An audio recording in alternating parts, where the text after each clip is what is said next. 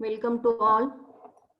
आज आपण बृहन्मुंबई महानगरपालिका माध्यमिक शिक्षण विभाग आयोजित ऑनलाईन शिक्षण मराठी माध्यम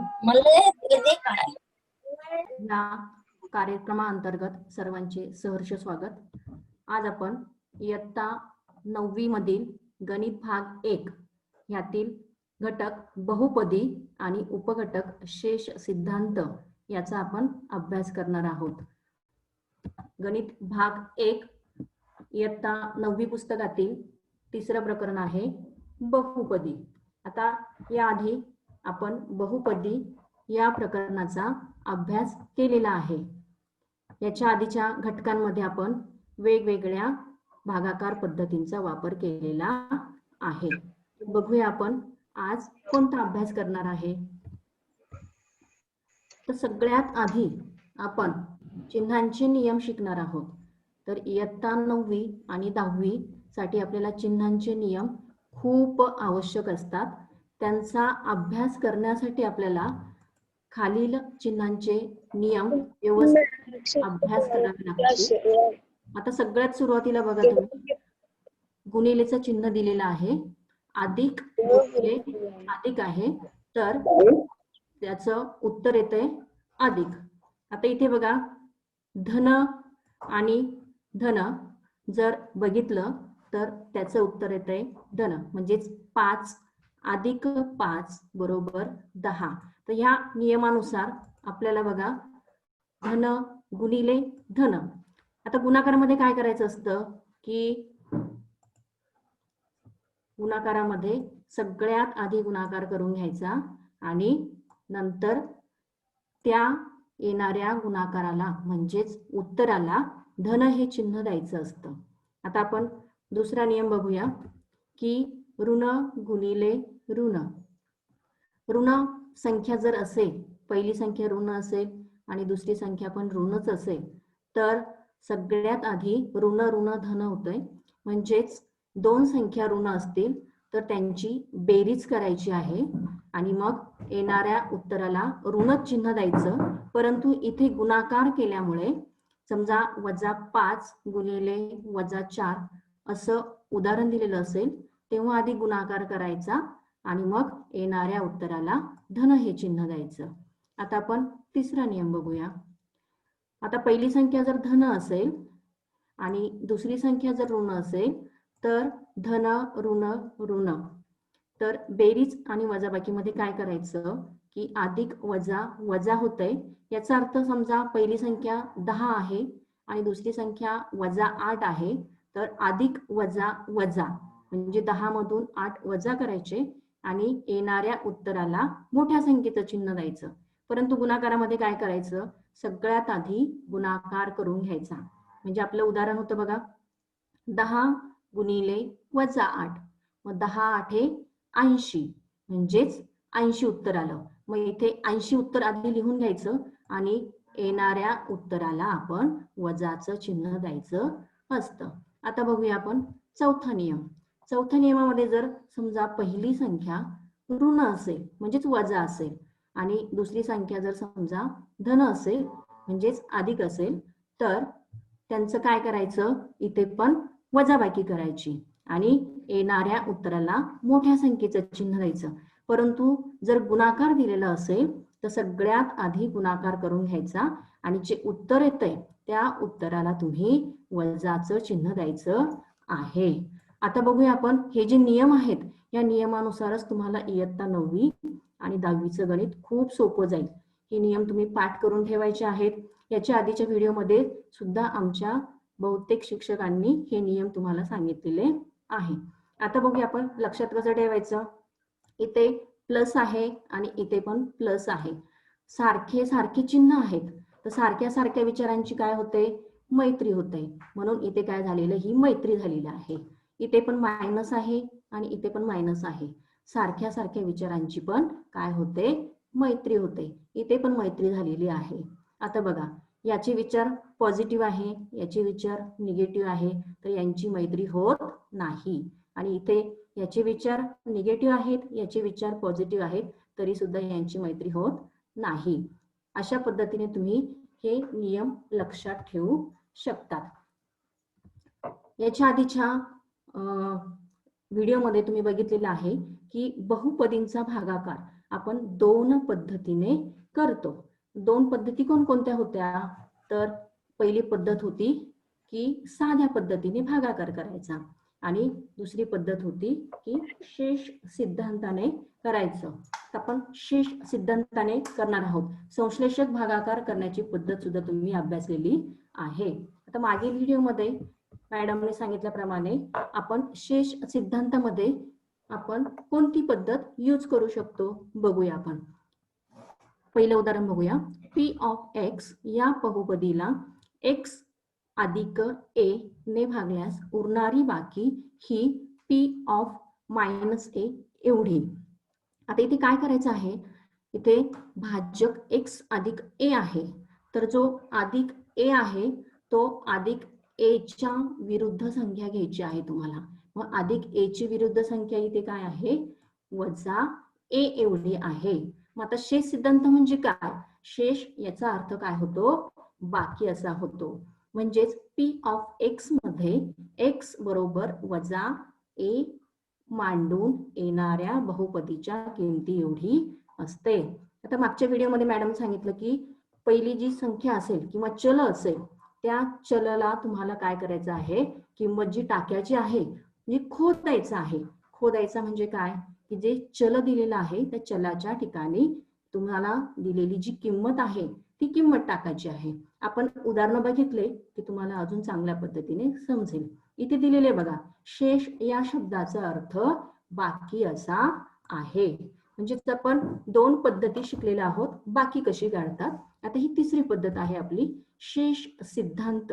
हा जो गुणधर्म असतो ना, या गुणधर्माला म्हणतात शेष सिद्धांत. आता आपण उदाहरण बघूया.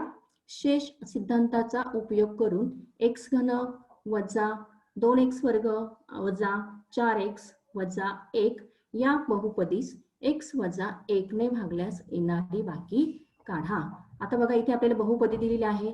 x घन वजा 2x वर्ग वजा 4x वजा 1.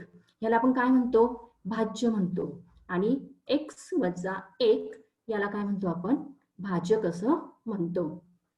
आता भाज्य म्हणजेच ज्या संख्येला भागायचं आहे ती संख्या, परंतु इथे बहुपदी आहे.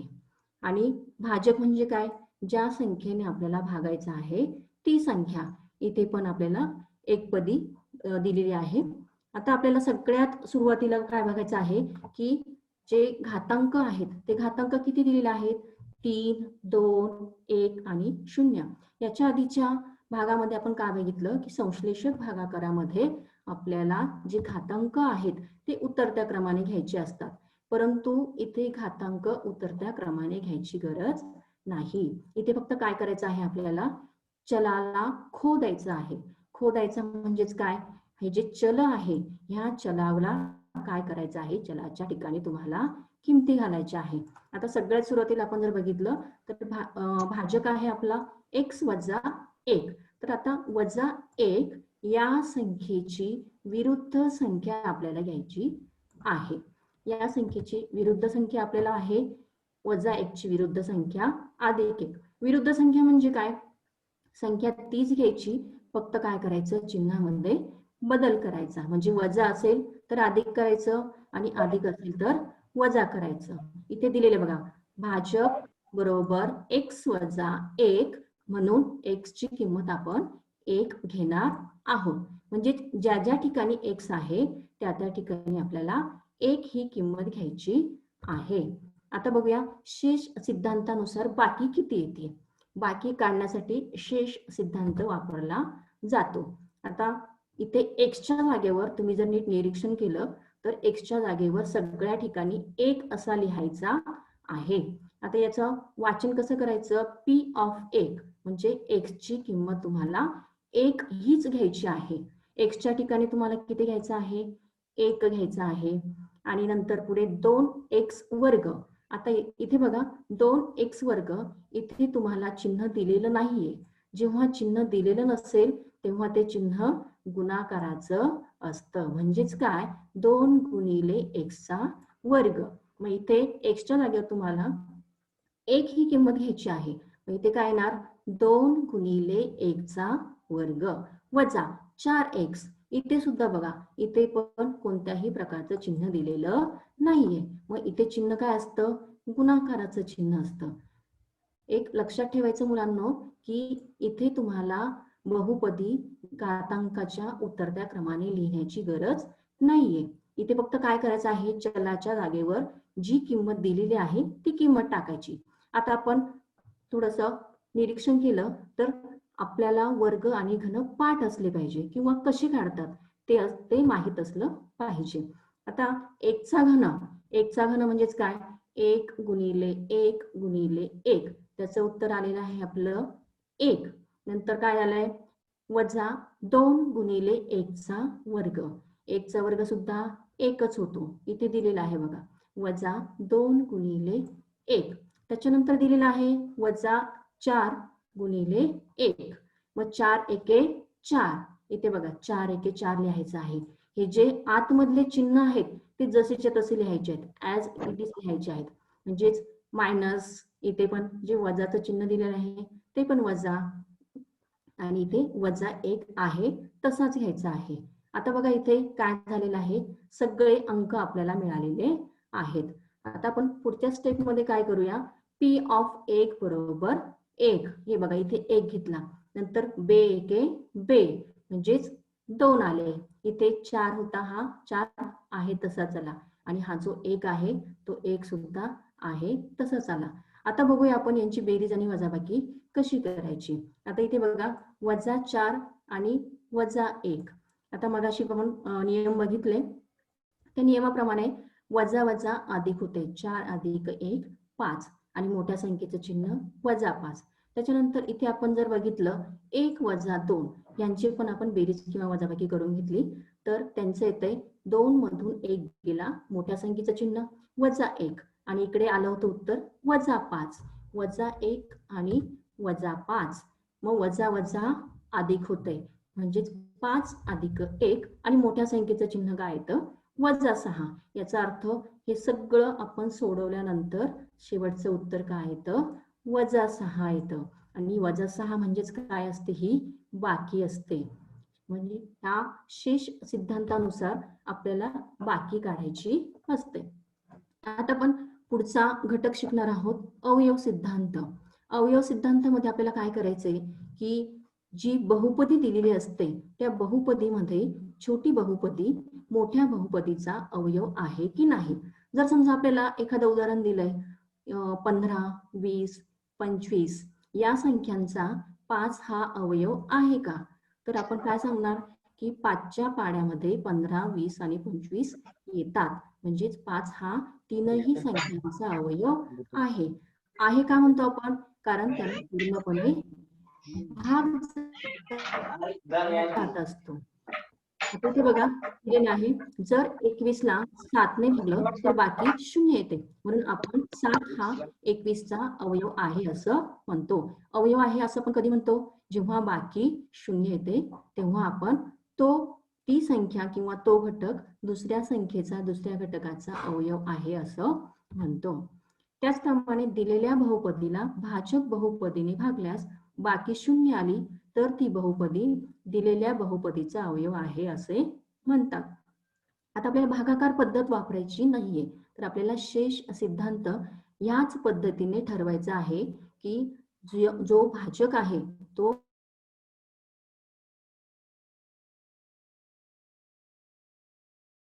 भाज्याचा अवयव बघूया. पहिलं उदाहरण आहे अवयव सिद्धांताचा उपयोग करून x वजा 2 हा x घन वजा x वर्ग वजा 4 या बहुपदीचा अवयव आहे का ते ठरवा.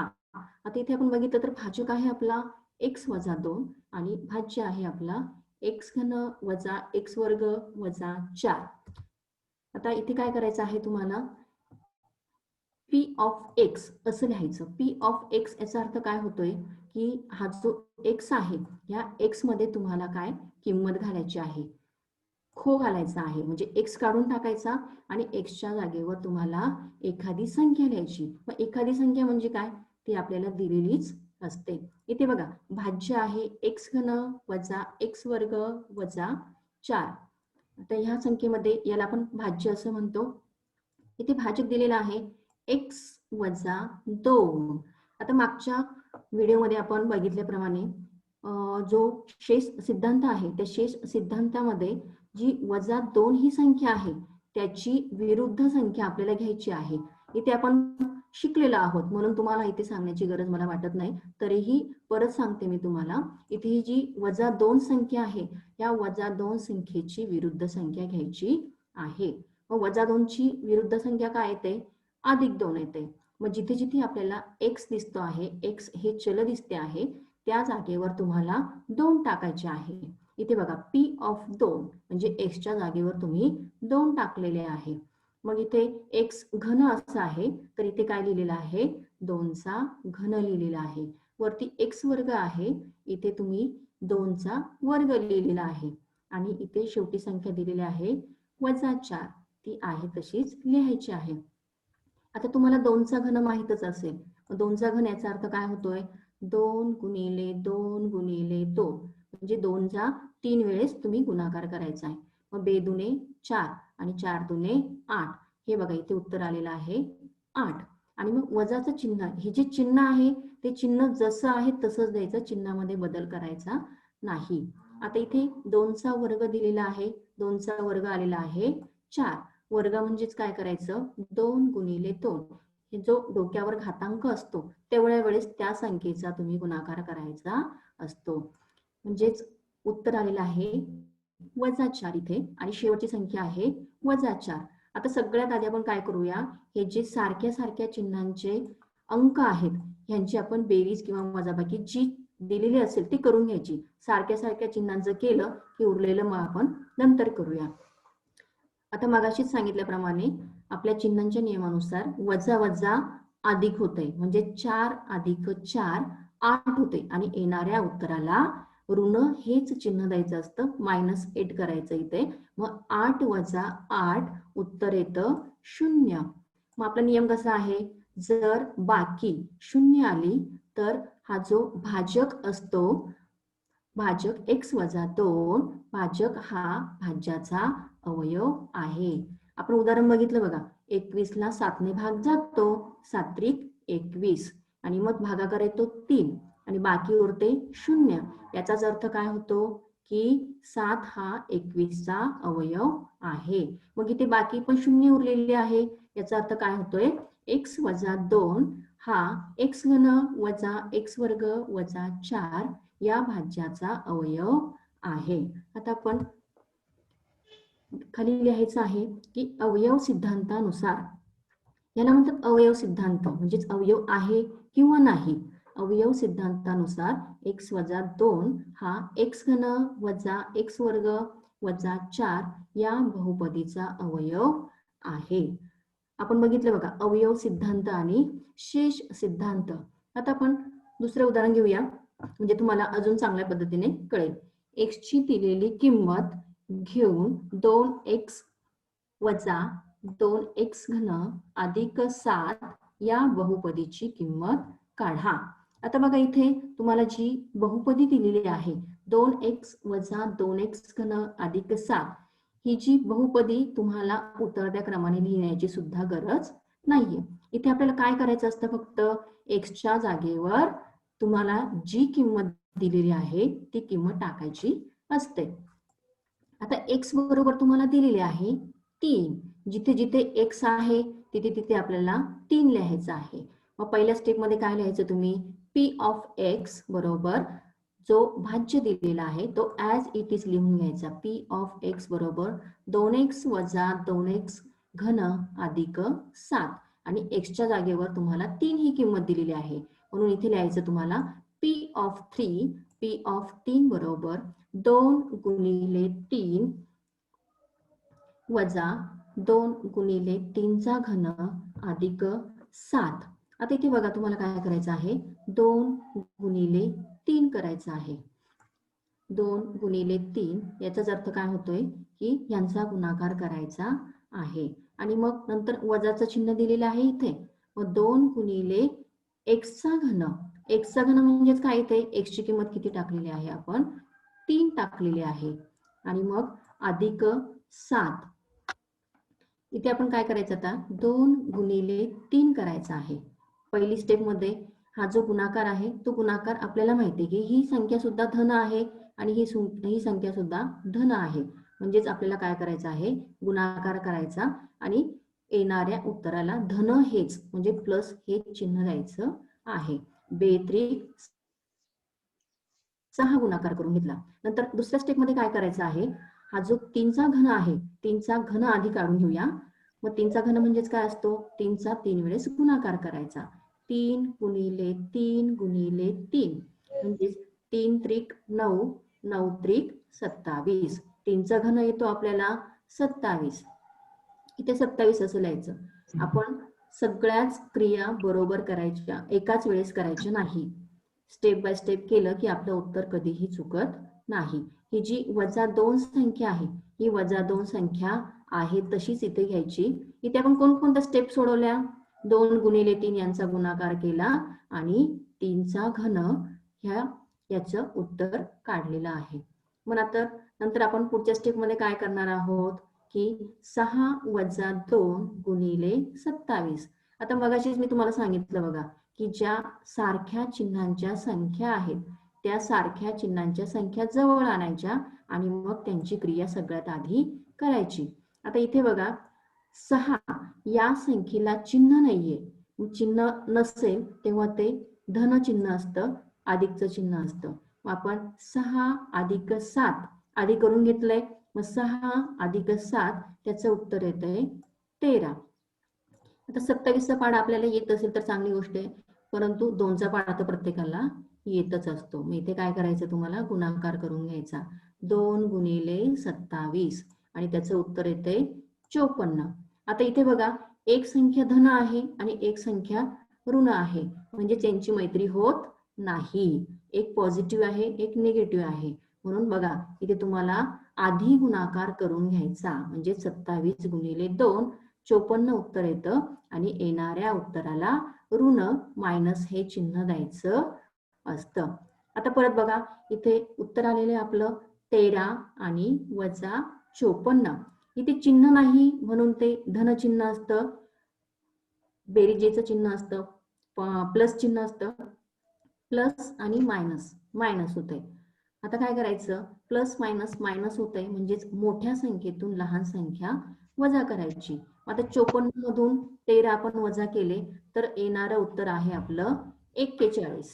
41 ह्या संख्येला कोणतं चिन्ह द्यायचं तर मोठ्या संख्येचं चिन्ह द्यायचं असतं. म्हणजेच तुम्हाला काय दिलेलं की 2x वजा 2x घन अधिक 7 या बहुपदीची किंमत जेव्हा x बरोबर 3 असेल तेव्हा त्या पूर्ण बहुपदीची किंमत खाली किती येते -41 अशी येते. आता इथे तुम्हाला 3 दिलेला आहे कधी कधी तुम्हाला 2 देऊ शकतात किंवा तुम्हाला 1 देऊ शकतात 0 देऊ शकतात. मग 0 दिलं तर उत्तर किती येतं 1 दिलं तर उत्तर किती येतं ते तुम्ही जसं उदाहरण असेल तेव्हा काढायचं आहे. आता इथे दिलेलं बघा खालील प्रत्येक बहुपदी करिता p ऑफ 1 p ऑफ 0 आणि p ऑफ -2 काढायचा आहे.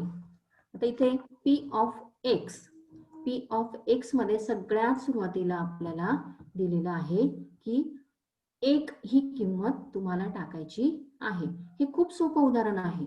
इथे काय करायचं फक्त p ऑफ x बरोबर x चा घन म्हणजेच काय करायचं तुम्हाला p ऑफ x च्या ठिकाणी तुम्हाला 1 ही किंमत टाकायची आहे. जिथे जिथे x ही किंमत आहे तिथे तिथे तुम्हाला 1 ही किंमत टाकायची आहे. आता बघा x चा घन आहे आणि इथे तुम्हाला काय टाकायचं आहे 1 चा घन.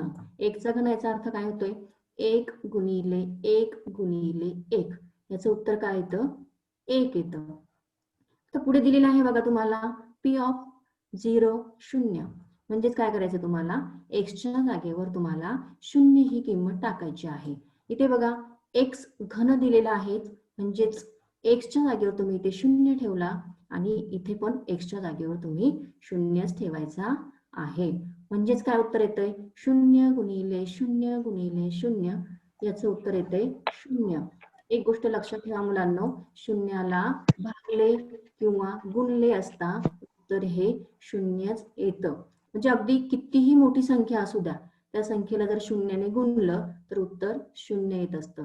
समजा एखादं उदाहरण घेतलं आपण 2 लाख गुणिले 0 तर उत्तर काय येतं 0. आणि 0 भागिले 1000 म्हणजे शून्याला भागलं तरी उत्तर 0च येत असतं. आता इथे काय होतं, थोडीशी गडबड होते आपली की जेव्हा दिलेली संख्या ही ऋण असते, वजा असते आणि परीक्षेमध्ये आपल्याला एखादी संख्या 0 दिली जाते, कधी कधी धन दिली जाते आणि आपल्याला थोडंसं गोंधळ करण्यासाठी -2 म्हणजेच ऋण संख्या सुद्धा दिली जाते. आता इथे x आहे की नाही, या x च्या जागेवर तुम्हाला काय टाकायचं आहे -2 ही संख्या टाकायची आहे. मग -2 चा घातांक 3 याचा अर्थ असा काय होतो की 2 गुणिले 2 गुणिले 2, पण इथे -2 आहे, मग इथे -2 गुणिले -2 गुणिले -2. एक गोष्ट लक्षात ठेवा की ऋण संख्येचा वर्ग हा धन येतो. मग धन कसा येतो, समजा -2 चा वर्ग आहे, मग -2 गुणिले -2 2 4 वजा वजा अधिक, म्हणजे -2 चा पण वर्ग 4 येतो आणि 2 चा वर्ग सुद्धा 4 येतो.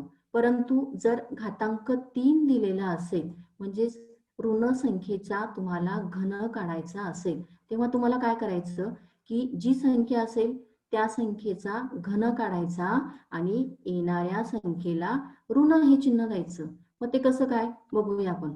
-2 गुणिले -2 गुणिले -2, -2 गुणिले -2 2 4 आणि वजा वजा अधिक म्हणजे 4 गुणिले -2. मग परत आपण गुणाकार करूया, 4 2 8, मग अधिक वजा वजा आलं की नाही वजाचं चिन्ह. याचा अर्थ असा होतो की ऋण संख्येचा घन नेहमी ऋण संख्याच असते, परंतु ऋण संख्येचा वर्ग धन संख्या असते. मायनस मायनस प्लस होत आहे आणि प्लस मायनस मायनस होत असते. आता आपल्याला पुढच्या उदाहरणामध्ये दिलेलं आहे m जर m चा घन अधिक 2m अधिक a या बहुपदीची किंमत m बरोबर 2 असताना 12 आहे, तर a ची किंमत काढा. इथे आपल्याला काय दिलेलं आहे की m हे चल आहे, जे चल आपण बहुपदीमध्ये मांडतो ते चल m दिलेलं आहे, परंतु a ही a ची किंमत काढायची, म्हणजेच a हा जो चल नाहीये. तर इथे आपल्याला काय दिलेलं आहे m बरोबर 2 असताना त्याची किंमत 12 येते, म्हणजेच 12 येते याचा अर्थ काय होतोय, जी बाकी आहे ती 12 येते. जर बाकी 12 येत असेल तर a ची किंमत किती. तर आपण हे उदाहरण सोडवताना p ऑफ m बरोबर m घन अधिक 2m अधिक a अशी जी बहुपदी आहे ती मांडून घ्यायची आणि मग आपल्याला काय दिलेलं आहे p ऑफ 2, म्हणजेच तुम्हाला काय करायचं आहे m च्या जागेवर 2 टाकायचं आहे. मग p ऑफ 2 म्हणजे पूर्ण जी किंमत आहे ती आपल्याला 12 दिलेली आहे. मग आता m च्या जागेवर आपल्याला काय लिहायचा 2 लिहायचा. p ऑफ 2 बरोबर 2 चा घन अधिक 2m दिलेला आहे. मग आता m च्या जागेवर आपल्याला काय करायचं आहे 2 ही किंमत टाकायची आहे. मग आता 2 चा घन अधिक 2 गुणिले 2 अधिक a, तर 2 चा घन आपल्याला माहितच आहे की 2 चा घन आहे 8. इथे बघा अधिकचं चिन्ह आहे म्हणून इथे अधिक 8 तसाच येणार आहे. आता p ऑफ 2 आपल्याला दिलेला आहे, p ऑफ 2 इथे 12 दिलेला आहे. मग खालच्या स्टेप मध्ये आपण काय लिहायचं p ऑफ 2 च्या जागेवर 12 आलेला आहे. आता 2 चा घातांक इथे आलाय आपला 8 आलेला आहे, अधिक 2 गुणिले m. m च्या जागेवर बघा आपण काय टाकायची किंमत इथे दिलेली आहे 2 किंमत टाकायची आहे. मग आता इथे आहे 2 गुणिले 2 अधिक a. इथे आपण घातांक करून घ्यायचा आधी. 2 चा घातांक 3 याचा अर्थ 2 चा तिसरा घात 2 गुणिले 2 गुणिले 2, 2 चा घन होतोय 8 अधिक सेकंड स्टेप करूया आपण 2 गुणिले 2 2 गुणिले 2 उत्तर येते 4 आणि शेवटी जी ए आहे तर ए तसाच लिहायचा आहे. का लिहायचा आहे इथे तर आपल्याला ए ची किंमत आहे. इथे बघा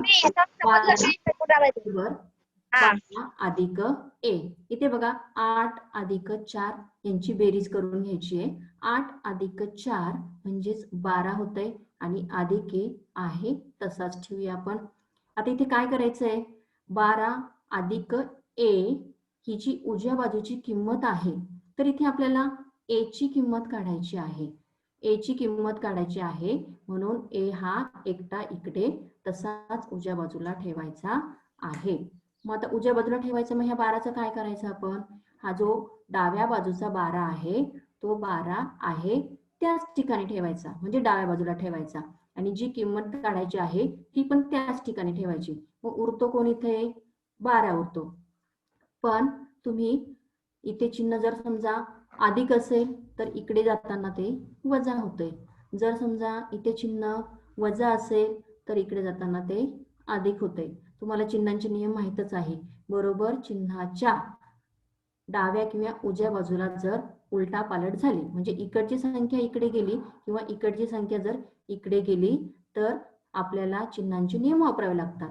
म्हणजेच काय अधिकचं वजा होतंय आणि वजाचं अधिक होत असते. जर इकडे भागाकार असेल तर भागाकाराचं गुणाकार होते आणि गुणाकाराचं भागाकार होत असते. मग इथे आपला आहे 12 आणि मग इकडे प्लस 12 आहे तर प्लस 12 इकडे जाताना वजा 12 होत असतं आणि मग इकडे ए आहे तसाच राहिलाय. मग इथे बघा 12 वजा 12 बरोबर ए म्हणजेच ए बरोबर 0. म्हणजेच काय जी बहुपदी दिलेली आहे आपल्याला एम घन अधिक 2m अधिक ए याच्यामध्ये जर आपण ए बरोबर 0 असं टाकलं आणि एम बरोबर 2 असं टाकलं तर उत्तर किती येतं 12 येत असतं. इथे आपल्याला काय करायचं होतं फक्त हा जो एम आहे त्या एम मध्ये तुम्हाला जी किंमत दिलेली आहे म्हणजे एम बरोबर 2 तीच किंमत टाकून येणारं उत्तर तुम्हाला ए च्या स्वरूपात काढायचं होतं. आता आपण पुढचं बघूया.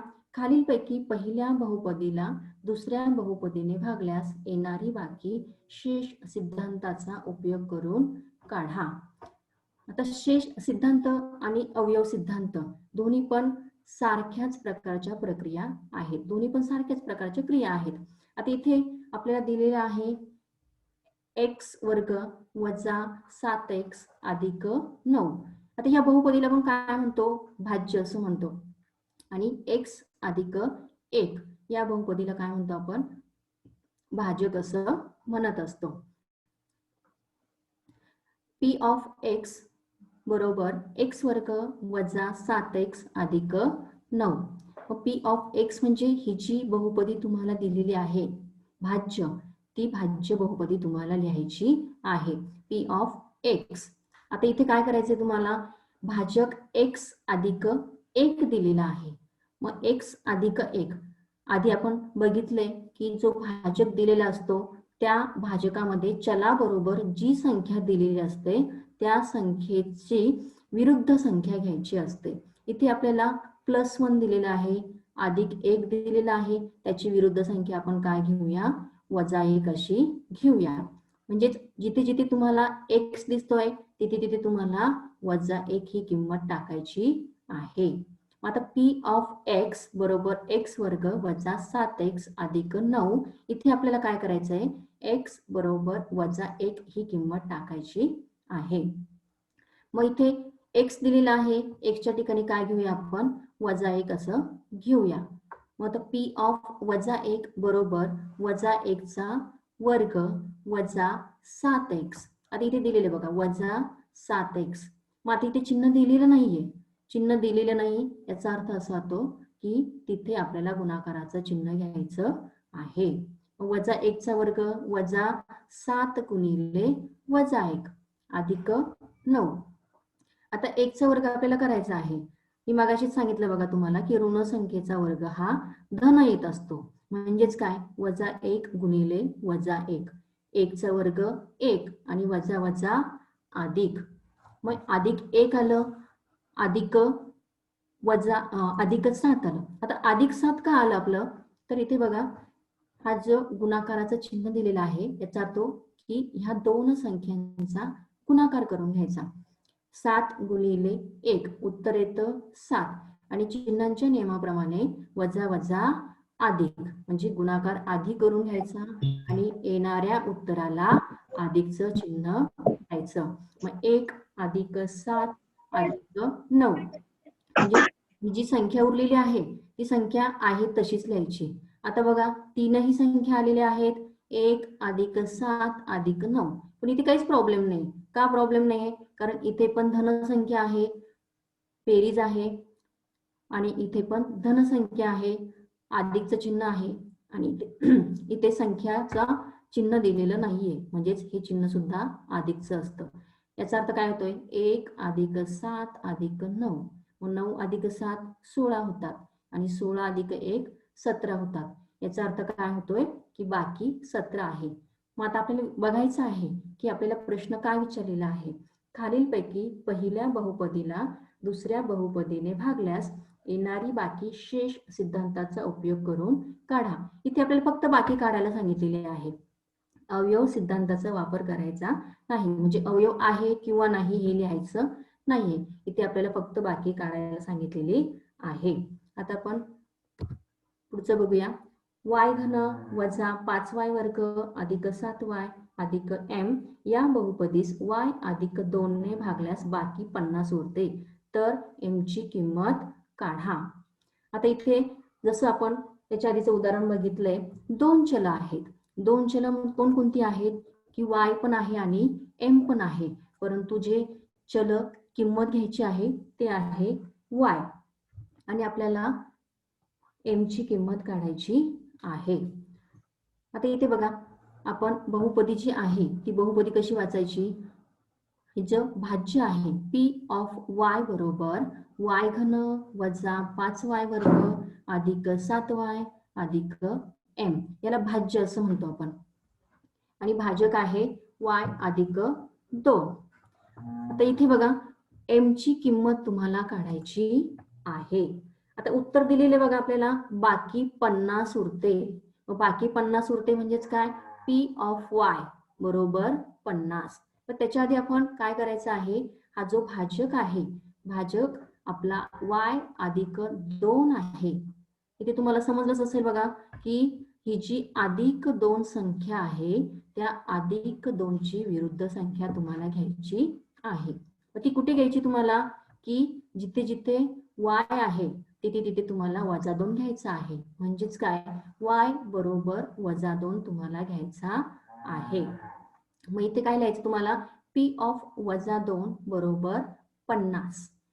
p ऑफ -2 बरोबर 50 याचा अर्थ काय होतोय की जेव्हा तुम्ही y बरोबर -2 ही किंमत टाकली तर येणारं उत्तर किती आलेलं आहे? 50. आता इथे आपण लिहून घेऊया ही जी बहुपदी आहे भाज्य बहुपदी, तो y चा घन, मग जिथे y आहे तिथे -2 टाकायचा आहे, -2 चा घन. आता इथे बघा y आहे, y बरोबर -2 टाकायचा आहे, मग इथे -2 चा वर्ग. इथे दिलेले y आहे, इथे y बरोबर सुद्धा तुम्हाला काय टाकायचं आहे? -2 टाकायचा आहे आणि शेवटी m आहे तो m तसाच लिहायचा आहे. आता इथे काय करायचं आपल्याला? सगळ्यात सुरुवातीला पहिली स्टेप मध्ये -2 चा घन घ्यायचा आहे. आपल्या नियमाप्रमाणे काय करतो आपण की ऋण संख्येचा घन ऋणच येत असतो. याचाच अर्थ काय होतोय? -2 गुणिले -2 गुणिले -2. मग 2 गुणिले 2 गुणिले 2 8 होतात आणि येणाऱ्या संख्येला वजाचं चिन्ह द्यायचं असतं. आता ही जी संख्या आहे -5 ती आहे तशीच घेतलेली आहे -5. इथे काय करायचं आपल्याला? -2 चा वर्ग करायचा आहे. -2 चा 2 गुणिले 2 बेदुने 4 आणि येणाऱ्या संख्येला धन चिन्ह द्यायचं, म्हणजे मायनस मायनस प्लस होतं. इथे बघा 4 केलेला आहे. इकडे काय करायचं आपल्याला? 7 गुणिले -2. इकडे जर वर बघितलं तुम्ही तर 7y च्या मध्ये कोणत्याही प्रकारचं चिन्ह दिलेलं नाहीये. मग चिन्ह दिलेलं नसेल तेव्हा ते चिन्ह कशाचं असतं? तर गुणाकाराचं चिन्ह असतं. मग इथे वायच्या जागेवर आपण -2 घेतलेला आहे. मग आपण काय करायचं इथे 7 गुणिले 2 करायचा. 7 दुने 14. आता इथे पहिली संख्या आहे धन आणि दुसरी संख्या आहे ऋण. मग धन ऋण ऋण होते, अधिक वजा वजा होते. येणाऱ्या उत्तराला काय करायचं वजाचं चिन्ह द्यायचं आहे. शेवट आपलं दिलेलं आहे चल. हा जो एम आहे तो एम ची किंमत काढायची आहे म्हणून तो ॲज इट इज तसाच खाली खाली खालच्या स्टेपमध्ये येणार आहे. इथे आपण डाव्या बाजूला काय लिहून घेतलंय की पी ऑफ 2 त्याचं उत्तर 50 आलेलं आहे म्हणून ते आपण 50 लिहून घेतले. इथे -8 आहे ते -8 जशीच्या तशी लिहून घेतले. इथे बघा काय करायचं यांचा गुणाकार करायचा. फक्त एक एक स्टेप सोडवत जायची म्हणजे आपलं उत्तर चुकत नाही. -8 जसाच्या तसा घेतला. इथे फक्त काय केलं आपण -5 गुणिले 4 केलं. आता चिन्हांच्या नियमानुसार आपल्याला काय करायचं आहे की 5 गुणिले 4 करायचे आहेत. 5 चोक 20 -5 आणि अधिक 4. मग वजा अधिक वजा होते म्हणजेच येणाऱ्या उत्तराला -20 म्हणजेच उत्तर आपलं 20 आलेलं. येणाऱ्या उत्तराला वजाचं चिन्ह द्यायचं आहे. आता हा जो -14 आहे तो -14 सुद्धा आहे तसाच घ्यायचा आणि हा जो एम आहे तो एम सुद्धा आहे तसाच घ्यायचा. इथे काय केलं बघा आपण -8 -20 आणि -14 या तीनही संख्या आहेत. या तीनही संख्यांचा संख्यांची वजाबाकी किंवा बेरीज आपल्याला चिन्हांच्या नियमानुसार करायची आहे. मग आधी आपण काय करूया जे सारखे सारखे चिन्ह आहेत त्यांची आपण बेरीज किंवा वजाबाकी करून घेतो. परंतु इथे काय आहे की तीनही संख्या वजा वजा वजा आहेत. मग सगळ्यात सुरुवातीला आपण तीनही संख्या ऍट अ टाइम घ्यायच्या नाहीत. आपण काय करायचं 2-2 संख्या घेऊया. इथे आपण घेतलीये -8 आणि -20. चिन्हांच्या नियमानुसार वजा वजा अधिक होते म्हणजेच काय 20 अधिक 8 20 अधिक 8 होतात 28 आणि त्याला चिन्ह कोणतं द्यायचं मोठ्या संख्येचं म्हणजेच -28 येतं उत्तर. आणि मग नंतर काय करूया आपण -28 आणि -14. मग आता वजा वजा परत काय होतंय अधिक होतंय म्हणजेच 28 अधिक 14 उत्तर येतंय आपलं 42. मग आता -28चं चिन्ह कोणतं होतं वजाचं चिन्ह होतं. मी इथे सुद्धा आपल्याला वजाचं चिन्ह द्यायचं आहे आणि हा जो अधिक एम आहे तो अधिक एम आहे तसाच लिहायचा. इथे काहीही बदल करायचा नाही. आता इथे बघा इथे 50 आहे बरोबर -42 अधिक एम. फक्त काय केलं आपण हा जो एम आहे तो एम फक्त ह्या बाजूला घेतला आणि ज्या संख्या आहेत त्या संख्या जशाच्या तशा लिहून घेतल्या. आता इथे बघा 50 अधिक 42. मग इथे वजा आहे वजाचं काय होतं त्या बाजूला अधिक होतंय म्हणजेच काय 50 अधिक 42. 50 मध्ये आपण 42 मिळवले तर उत्तर आपलं 92 येतं. याचा अर्थ काय झाला की एम ची किंमत तुमची किती आलेली आहे 92 आलेली आहे. बाकी 50 उरते. याचा अर्थ काय होतंय हा जो तुम्हाला P of 2 दिलेला आहे P of 2 म्हणजेच बाकी जिथे जिथे P of 2 आहे तिथे तिथे तुम्हाला 50 ही किंमत टाकायची. आणि बघा पूर्ण समीकरणामध्ये मग फक्त एकच चल उरतो. मग एकच चल उरतं म्हणजे ह्या चलाची किंमत तुम्हाला काढायची आहे. आता आपण पुढचे उदाहरण बघूया. मूल्यमापन. आता मूल्यमापन म्हणजे काय तुम्हाला हे उदाहरण सोडवायचे आहेत. मी जवळजवळ 5 ते 6 उदाहरणं सोडून दिले आणि त्यांची पद्धती सुद्धा सोडून दिलेली आहे. तर सराव संच 3.5 मधलं आपल्याला हे जे 7वं आणि 8वं उदाहरण आहे ते तुम्हाला वहीमध्ये सोडवायचं आहे. अवयव सिद्धांताचा उपयोग करून x अधिक 3 हा x वर्ग अधिक 2x वजा 3 चा अवयव आहे का ते ठरवा. सांगितलेल्या पद्धतीप्रमाणे तुम्हाला समजलेलंच असेल तर ही अवयव पद्धती आहे. अवयव पद्धतीमध्ये आपण काय करतो की हा जो भाजक दिलेला आहे या भाजकामध्ये जी संख्या दिलेली आहे त्या संख्येची विरुद्ध संख्या आपण घेत असतो. म्हणजे जिथे तुम्हाला +3 दिलेला आहे तर त्याची विरुद्ध संख्या तुम्हाला -3 घ्यायची आहे. म्हणजेच जिथे जिथे तुम्हाला x दिसतो आहे त्या x च्या जागेवर तुम्हाला काय टाकायचं -3 टाकायचं. म्हणजेच काय होणार -3 चा वर्ग अधिक 2 गुणिले -3 त्याच्यामध्ये ही किंमत टाकायची आहे आणि उत्तर जर 0 आलं तर तो अवयव आहे. आता इथे जर x - 2 हा x घन वजा mx वर्ग अधिक 10x - 20 या बहुपदीचा अवयव असेल तर m ची किंमत काढा. म्हणजेच तुम्हाला काय करायचं आहे, x च्या जागेवर -2 ची विरुद्ध संख्या अधिक 2 ही किंमत टाकायची आहे आणि मग तुम्हाला m ची किंमत काढायची आहे. आजचा भाग तुम्हाला चांगल्या पद्धतीने समजला असेल अशी मी आशा करते.